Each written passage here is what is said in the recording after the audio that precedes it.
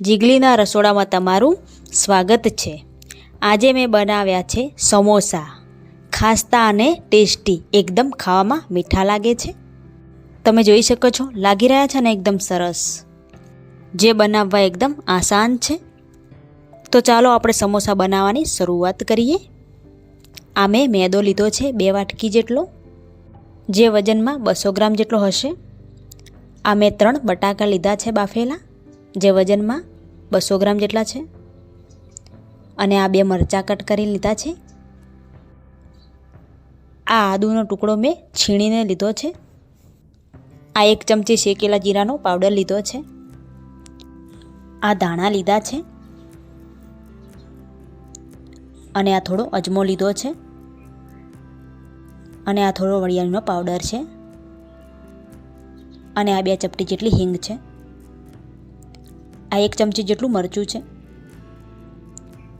1 અડધી ચમચી જેટલી હળદર લીધી છે અને આપણે સ્વાદ પ્રમાણે મીઠું લેશું। તો ચાલો આપણે સમોસા માટે લોટ બાંધી દઈશું। આ મેં મેદો લીધો છે। હવે આપણે 3 ચમચી મોયણ માટે તેલ નાખીશું।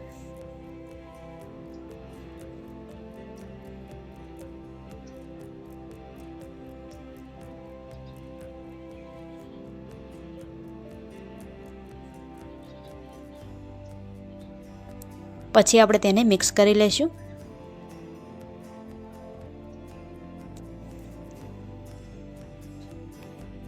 હવે આપણે ચપટી અજમો નાખશું। અજમાને આપણે મોસળી લેવાનો છે।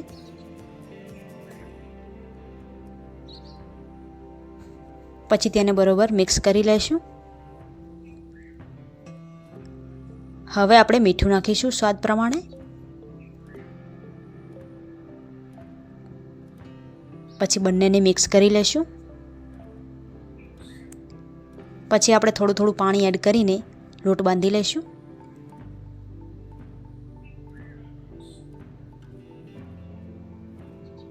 પાણી આપણે થોડું થોડું રેડવાનું છે।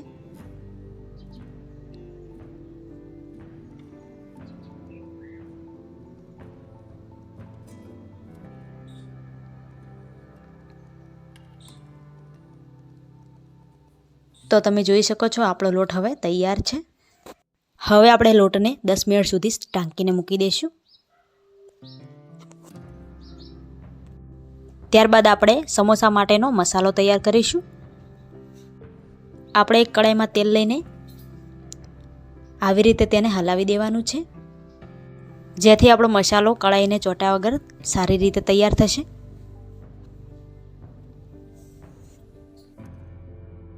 હવે આપણું તેલ ગરમ થઈ ગયું છે। હવે આપણે તેમાં જીરું ઉમેરીશું।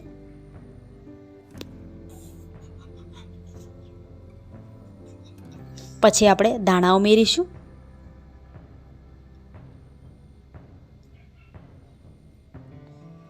પછી આપણે લીલા મરચાં ઉમેરીશું।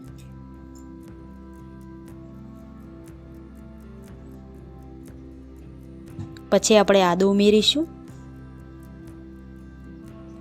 પછી આપણે તેને બરોબર મિક્સ કરી લેશું। આપણે મસાલાને એકદમ ધીમા તાપે શેકવાનો છે।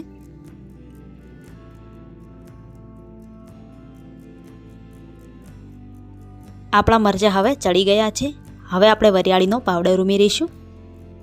પછી આપણે ચપટી હિંગ ઉમેરીશું।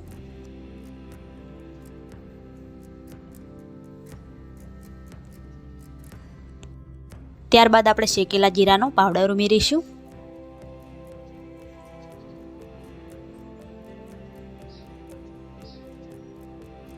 થોડી હળદર ઉમેરીશું।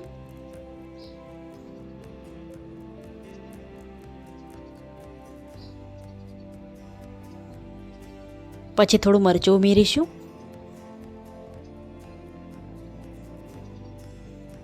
પછી મીઠું ઉમેરીશું, થોડું સ્વાદ પ્રમાણે લેવાનું છે આપણે, અને બરોબર તેને મિક્સ કરી લેવાનું છે।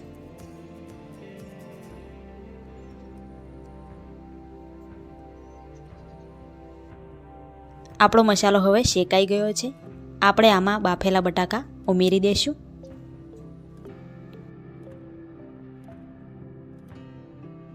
આપણે બટાકાને આવી રીતે હાથની મદદથી ભાગીને નાખવાના છે।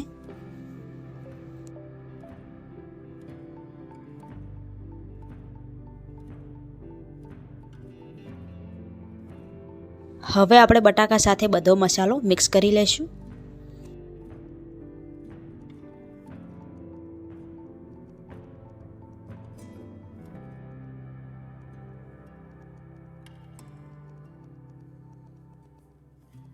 આપણો મસાલો મિક્સ થઈ ગયો છે. આપણે હવે તેને ચડવા દઈશું.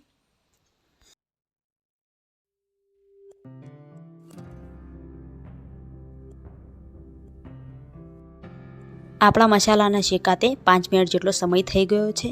આપણો મસાલો એકદમ તૈયાર થઈ ગયો છે. આપણે તેને નીચે ઉતારીને એક વાસણમાં કાઢી લઈશું.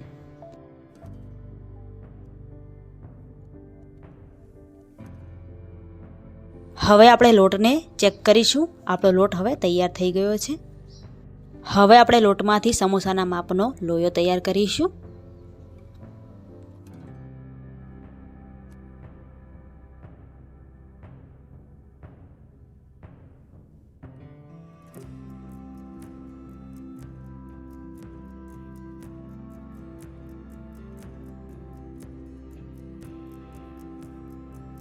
આપણે લોયાને લાંબો વણવાનો છે.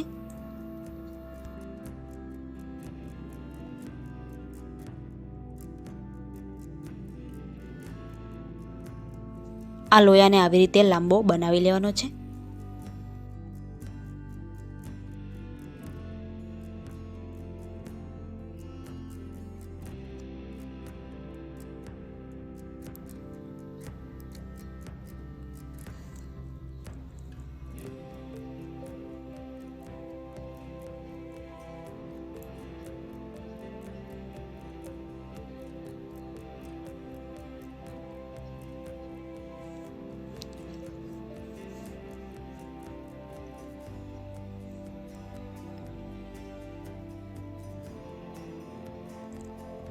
આપણે ચપ્પાની મદદથી તેને 2 ભાગ કરી લઈશું. આવી રીતે આપણે બધા જ ટુકડા બનાવી લેવાના છે.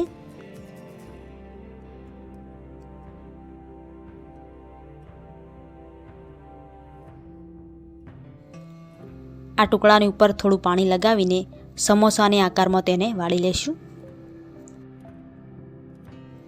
આવી રીતે 2 ખૂણા પકડીને તેને વાળી લેવાનો છે.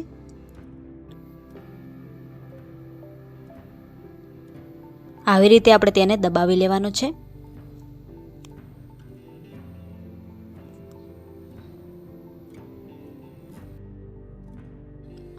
આવી રીતે આપણે ખૂણાને દબાવી લેવાનો છે, જેથી આપણો સમોસો તળતી વખતે ખુલી ના જાય.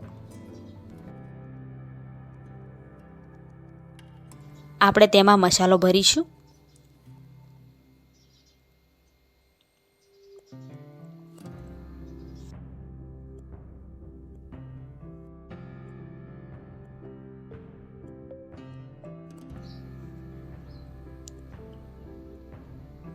આપણે આવી રીતે વાળીને તેને દબાવી લેવાનું છે.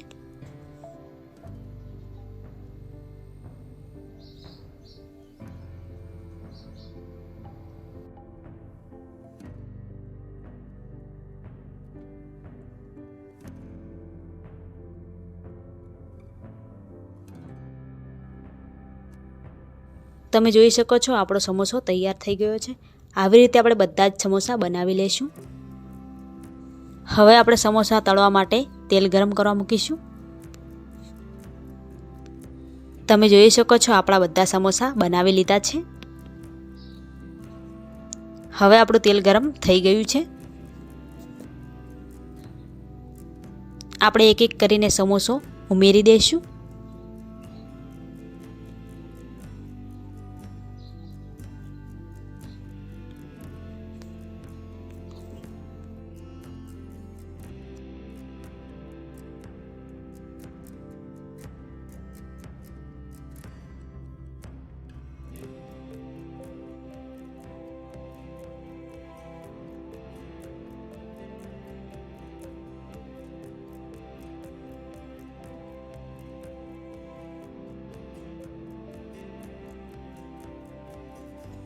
આપણે સમોસાને પલટાવીને બધી જ બાજુથી શેકી લેવાના છે.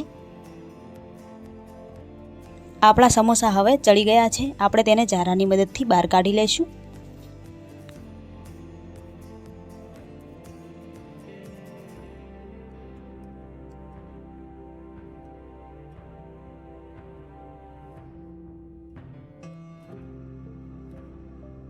તમે જોઈ શકો છો આપણા સમોસા તૈયાર છે, જે ખાવામાં ક્રિસ્પી અને એકદમ સુંદર દેખાઈ રહ્યા છે, જે બનાવવા એકદમ આસાન છે.